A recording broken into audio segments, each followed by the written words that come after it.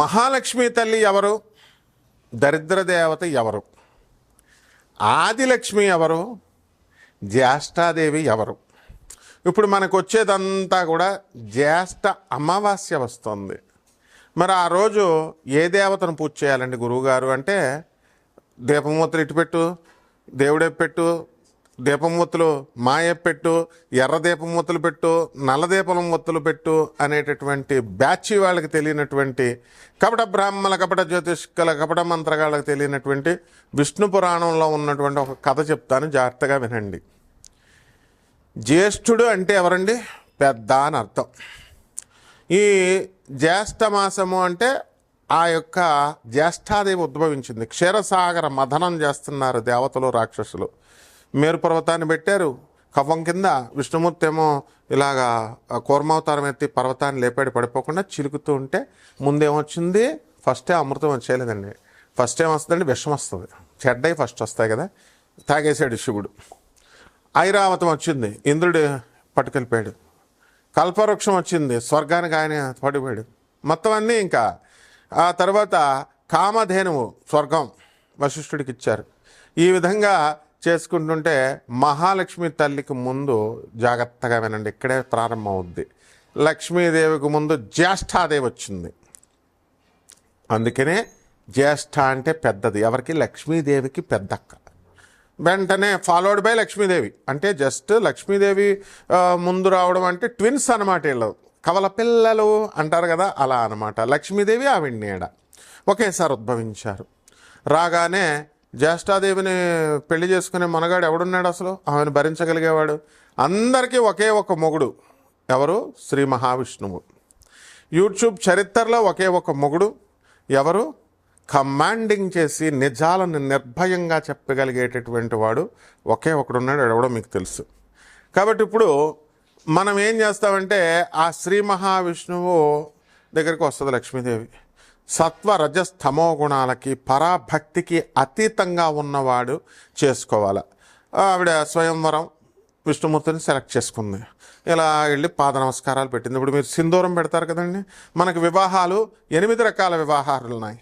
దైవం, బ్రాహ్మం, తర్వాత ఆర్షం, ప్రజాపత్యం, అసురం, గాంధర్వం, రాక్షసం, పైశాచికం. ఇవి ఇప్పుడు అనాదిగా వస్తున్నాయి. అయితే ఈ వివాహాల్లో ఇంకో ప్రాసెస్ ఉందన్నమాట. మహాలక్ష్మి తల్లి వెళ్ళి పాదాలకు నమస్కారం చేస్తారు. ఇప్పుడు మన వాళ్ళు ఏం చేస్తారు? నార్త్ సైడ్, బీహార్ సైడ్ బొట్టు పెడతారు, పాపిళ్ళు, అదే పెళ్ళి. జీలకర్ర బల్లం పెడతారు, మనకు అది పెళ్ళి.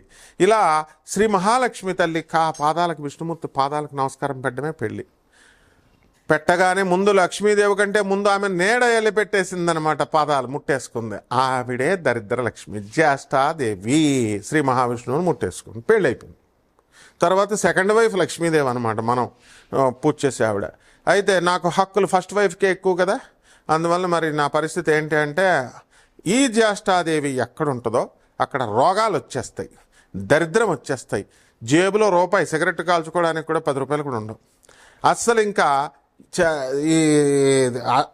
దీనికి ఇంకేంటంటే, ఎన్ని కష్టాలు రావాలో, ఎన్ని నష్టాలు రావాలో మొత్తం అన్నీ వచ్చేస్తాయి అన్నమాట. ఇంకా అదే లక్ష్మీదేవి అయితే వీటికి ఆపోజిట్. ఫుల్ పుష్కలం పైసలు, ఫుల్ హెల్త్, రోగాలు గేగాలు ఉండవు, మనశ్శాంతి. అక్కడ అన్ని దుఃఖాలు జ్యేష్ఠాదేవి రూపంలో. వీళ్ళిద్దరూ కూడా తోటికోడళ్ళు, మళ్ళీ అక్కా చెల్లెళ్ళు, ఒకటే శరీరము. ఇవన్నీ డ్యూయల్ నేచర్. తత్వం సరిగ్గా అర్థం చేసుకోవాలన్నమాట. అయితే ఈ జ్యేష్ఠాదేవినే మనము శనీశ్వరుడు భార్య అంటాము, మందాదేవి అంటాము, ధూమావతీదేవి అంటాము. మరి ఈ లక్ష్మీదేవిని ఆదిలక్ష్మి, అష్టలక్ష్మి, గజలక్ష్మి, సంతానలక్ష్మి, ఇలా లక్ష్ములు అంటాం కదా మనం, మహాలక్ష్మి అని. సరే, ఇప్పుడు ఎవరైతే మంచి లక్షణాలతో ఉన్నారో, మంచి మనసుతో ఉంటారో, దాన ధర్మాలు చేసుకుంటూ, దైవ హృదయంతో పేదవాళ్ళకి అందరికీ సేవలు చేసుకుంటూ, అనాథలకి వీళ్ళందరికీ కూడా ఉంటుందో, వాళ్ళకి శాశ్వతంగా లక్ష్మీదేవి వాళ్ళ తరతరాలు ఉంటుంది. అలా కాకుండా అవతలాడు కబ్జాలు చేసి, అవతలాడు దొబ్బేద్దామని స్థలాలు, ఇళ్ళు, అవతలాడు పెళ్ళాలని, ఇలా అన్ని రకాల ఇంకా చెడ్డ అలవాట్లు ఏమేమి ఉండకూడదో అవన్నీ కూడా క్రూరమైనటువంటి గొడవలు పెట్టేటటువంటి తత్వం, ఇలా ఇవన్నీ ఎవరికైతే ఉంటాయో అప్పుడు ఇదే లక్ష్మీదేవి ఏం చేస్తుందంటే ఒక తరం వరకు ఉండి నెక్స్ట్ తరం వీళ్ళని అడుక్కునే వాళ్ళ చేసేస్తుంది. ఆ ఫస్ట్ తరం వాడికి కూడా చచ్చిపోయేటప్పుడు పెరాలసిస్లు వచ్చేస్తాయి. కాబట్టి ధనవంతులు, మీరు ఎవరికైతే డబ్బులు ఉన్నాయో ఇది శాశ్వతం అని అనుకోవద్దు సుమా. ఎవ్వరు, ఏ గురువు, ఏ ఆధ్యాత్మికవేత్త మనకులా మొహమాటం లేకుండా చెప్పడు. అంతే, గోపీలు వాళ్ళంతా, ఆధ్యాత్మికవేత్తలు గోపీలు, గురువుగారులు గోపీలు, గోడ మీద పిల్లులు అనమాట. తర్వాత ఈ యొక్క బాబాలు, స్వామీజీలు అందరూ గోపీలే. ఎందుకంటే నిర్మోహటం ఖండించి చెప్పాలా, అరే నువ్వు చేస్తే అడుక్కుంటావు, నీకు పెరాలసిస్ వస్తుందని ఎవరైనా చెప్తున్నాడా? మేము బాగు కోరుతున్నాం కాబట్టి చెప్తున్నాం మనం.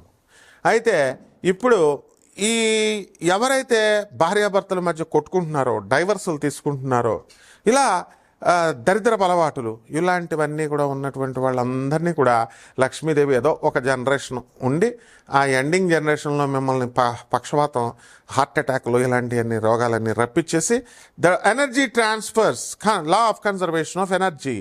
Energy can neither be created not destroyed but can be transform from one form to the other. Energy, Lakshmidevi అంటే ఎనర్జీ, అంతేగాని కలవ పూలు పట్టుకొని ఇలా ఉండి 2 చేతులు 2 కాళ్ళు ఉన్నది కాదు. ఏదో కవులు వర్ణిస్తారు, ధ్యాన శ్లోకాలను బట్టి రాస్తామన్నమాట లక్ష్మీదేవి ఎలా ఉంటుంది అని. చేట పట్టుకొని, చీపురు పట్టుకొని, కాకిని పట్టుకొని, గాడిద రథాన్ని పట్టుకొని జ్యేష్ఠాలక్ష్మి ఉంటుందన్నమాట.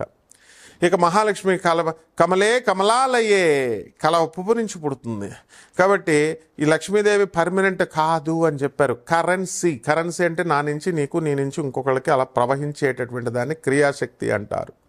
ఆ లక్ష్మీదేవి క్రియాశక్తి అనమాట. కాబట్టి ఈ డబ్బు వచ్చేసింది కదా అని శాశ్వతంగా ఎవడైతే గర్వపడతాడో అటువంటి వాడిని జంభాసురుడనే రాక్షసుడిని అనఘాదేవి, మహాలక్ష్మి తల్లి దత్తాత్రేయుడి దర్శనం కోసం వాడు పరిగెత్తుకుంటూ వస్తే దత్తాత్రేయుడు నాశనం చేస్తాడనమాట. అందుకని ఇంద్రుడిని అక్కడికి తీసుకురమ్మను అంటాడు. దత్తాత్రేయుడు ఉన్న చోటకి అనగాదేవి డ్యాన్స్ చేస్తూ అష్టసిద్ధులు, నవసిద్ధులకి అధిపతి అయినటువంటి, ఆ నవనిధులకు అధిపతి అయినటువంటి ఆ మహాలక్ష్మి తల్లిని నెత్తి మీద పెట్టుకునేసరికి కాలిపోయాడు. అంటే డబ్బున్న వాళ్ళంతా కూడా గర్వంతో, మదంతో వెళితే నాశనమైపోతారు అని జంబాసుర వధ చెబుతుందన్నమాట.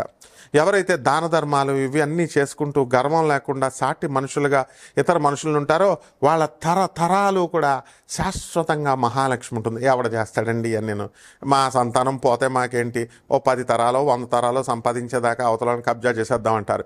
ఐ ఛాలెంజ్, కమాన్, డబ్బున్నటువంటి వాళ్ళందరూ కూడా ఎన్ని లక్షల కోట్ల సంపాదించినటువంటి వాళ్ళు, ఎన్ని వేల కోట్లకు సంపాదించినటువంటి వాళ్ళు హార్ట్ అటాక్లు లేకుండా చచ్చిపోయిన వాళ్ళని ఒక్కడో చూపించండి నాకు. పెరాలసిస్లు రాకుండా చూసిన వాళ్ళని చూపించండి నాకు. ఒక 100 సంవత్సరాలు దాటి అవయవాలు ఏవి కూడా పాడైపోకుండా ఉన్న వాళ్ళని నాకు చూపించండి. నెక్స్ట్ తరంలో ఎక్కడుందో చూపించండి. సీఎం కొడుకులు ఎక్కడున్నారు? సీఎంల కింద. పిఎం కొడుకులు ఎందుకు పిఎంలు కాలేకపోతున్నారు? కాబట్టి పాపాలు వస్తాయి. ఆఫ్టర్ ఆల్ వాళ్ళకే లేదు దిఖానా, మీకెంత మామూలు మనుషులకి. కాబట్టి ఈ విధంగా ఈ జ్యేష్ఠాదేవే ఏం చేస్తుందంటే ఎనర్జీ, మహాలక్ష్మి అనేది ఒక ఎనర్జీ. ఆ మహాలక్ష్మి దరిద్ర దేవతగా మారిపోద్ది అనమాట, ట్రాన్స్ఫర్మ్ అవుద్ది. ఓకే, ఇక్కడ ఫస్ట్ పాయింట్. అలాగే జ్యేష్ఠాదేవి మళ్ళీ మహాలక్ష్మిగా ట్రాన్స్ఫర్మ్ అవుద్ది. ఎనర్జీ ఒక రూపం నుంచి ఇంకో రూపంలో మార్చొచ్చు. Potential energy kinetic energy, mechanical ఎనర్జీగా ఎలా అయితే మారుతుందో. లేకపోతే శ్రీ మహావిష్ణువు ఏం చేస్తాడు, కాపురం పెట్టుకుందాం అంటది లక్ష్మి, ఎవరు, మన జ్యేష్ఠాదేవి. అప్పుడు ఆయన ఏమంటాడు, హడిలిపోతాడు దెబ్బతో.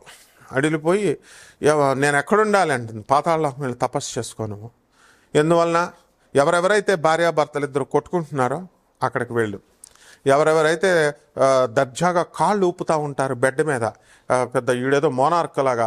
అలాగే యూనివర్సిటీల్లో మా స్టూడెంట్స్ చాలామంది జేబుల్లో, యూనివర్సిటీకి ఏదో పని మీద వచ్చినటువంటి కార్ డ్రైవర్లు వీళ్ళు ఉంటారనమాట కొంతమంది, వాళ్ళు జేబుల్లో చేతులు ఎడతారనమాట. ఇలాగా ఐఏఎస్ ఆఫీసర్ పెట్టడు. చీఫ్ మినిస్టర్ రేవంత్ రెడ్డి గారు ఎప్పుడైనా పెట్టడం చూసారా? చంద్రబాబు నాయుడు జేబులో చేతులు పెట్టరు, వీళ్ళు మాత్రం జేబుల్లో చేతలాడతారు. ఐఏఎస్ జస్ట్ ఇప్పుడే పాస్ అయ్యాడరా వీడు అనగానే పటక్మని తీసేస్తారు. అలా చెప్పేవాళ్ళు కావాలి. నువ్వు చేసే తప్పుని, హుందాతనం అనేది నువ్వు పేదలకు చూపించేని నీ యొక్క మంచి మనసును బట్టి ఉంటుంది. నువ్వు వేసుకునే డ్రెస్సులను బట్టి, లేకపోతే జేబుల్లో చేతులు పెట్టేస్తే నువ్వు ఐఏఎస్ ఆఫీసర్ అయిపోవు. కాబట్టి ఈ ఒగరలతో ఉన్నటువంటి వాళ్ళందరినీ కూడా లక్ష్మీదేవి వదిలిపడేస్తుంది అనమాట. ఇప్పుడు కమింగ్ టు ద పాయింట్, ఈ మహాలక్ష్మి తల్లి మరి ఎక్కడ అంటే, ఎవరైతే ఇళ్లల్లో దీపాలు పెట్టరు, ఎందుకు పెట్టాలండి, మేము లైట్లు వేసుకోరు, చీకటి గదుల్లో ఉంటారు, వెంటిలేషన్ లేనటువంటి అపార్ట్మెంట్స్లో లక్ష్మీదేవి ఉండదు. అదంతా తాత్కాలికం, టెంపరీ. ఇప్పుడు ఫ్రీగా వెంటిలేషన్ ఉండాలా. తర్వాత నెక్స్ట్ భార్యాభర్తలు ఇద్దరు కూడా కొట్టుకోకూడదు.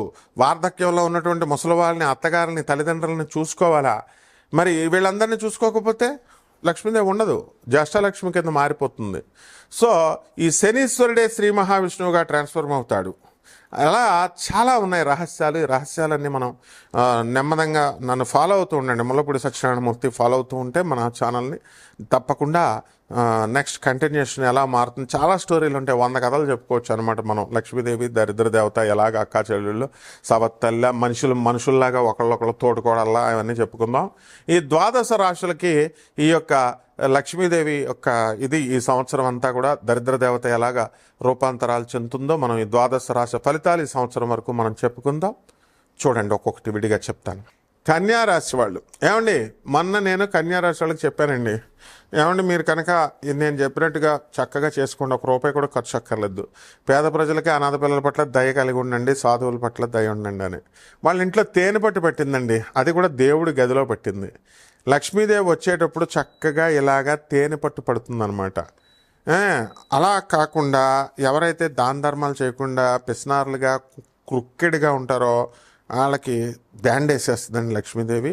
ఎలా మారిపోద్ది అంటే ట్రాన్స్ఫర్మ్ అయిపోతుంది, దరిద్ర దేవత కింద ట్రాన్స్ఫర్మ్ అయిపోయి మొన్నది పోద్దండి. ఇప్పుడు ఏం కాదన్న పెద్ద హేమాహేమిల్నే చూసామండి మేము, సీఈఓలనే చూసాం.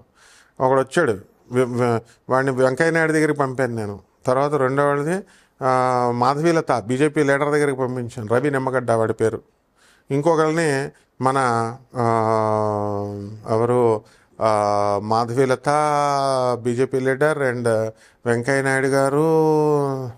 నెక్స్ట్ ఇంకొకళ్ళ దగ్గరికి అక్కడికి వెళ్ళాడు, మొత్తం 3 దగ్గరికి వెళ్ళాడండి. గోయంక, ఎస్, మా ఆశ్రమం గోయంక దగ్గరికి వెళ్ళాడు. లంచ్లు కూడా తినేసాడు వీళ్ళతో. మళ్ళీ డబ్బులు లేవంటాడు. ఎందుకు? అంతే మరి యోగం. కాబట్టి మనం చేసుకునే పనులు కరెక్ట్గా చేసుకోవాలండి. అందువల్ల ఈ కన్యారాశి వాళ్ళందరికీ కూడా వృత్తి, వ్యాపార, ఉద్యోగ విషయాల్లో బాగుంటాయి, మంచి సంపాదన, తిరుగులేదు. అంత భార్యాభర్తల మధ్య ఫైటింగ్లు జరుగుతున్నాయి, ఈ కాస్త తగ్గుతాయి. అండ్ వేరే వేరే రాష్ట్రాల్లో ఉద్యోగాలు చేసుకున్నటువంటి వాళ్ళు ఉంటారు, వాళ్ళు కూడా కాస్త పద్ధతిగానే బిహేవ్ చేయడం అనేటటువంటివి చేస్తారు. ఇకపోతే ఈ రాశి వారంతా కూడా మనకి, ఈ కన్యారాశి వారికి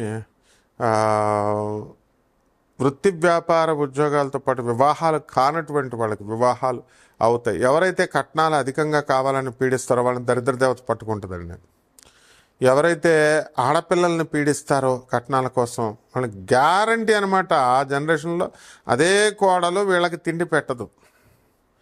ఎందువలన డబ్బులు ఇచ్చి నీకు కట్నం ఇచ్చినటువంటి కోడలు వార్ధక్యంలో పక్షవాతం వచ్చినా సరే వాళ్ళకి ఏమి చేయదండి. ఇది అనుభవాలతో చెప్తున్నాం, దయచేసి అర్థం చేసుకోండి. ఏ గురువు కూడా ఎవరు చెప్పరు. అసలు వీళ్ళు గురువులు అయితే కదా, నిజాలు చెప్పాలి కదమ్మా గురువు అన్నవాడు. సో చాలా బాధలు పడతారనమాట. రైతులు బ్రహ్మాండమైనటువంటి పంటలు పండిస్తారు. అసలు కన్యారాశికి తిరుగులేదు. ఏమండి చాలా బాగుందని చెప్తున్నారండి, మాకు ఉద్యోగాలు రావట్లేదంటే బేవర్సగాళ్ళకి ఎందుకు వస్తాయా ఉద్యోగాలు?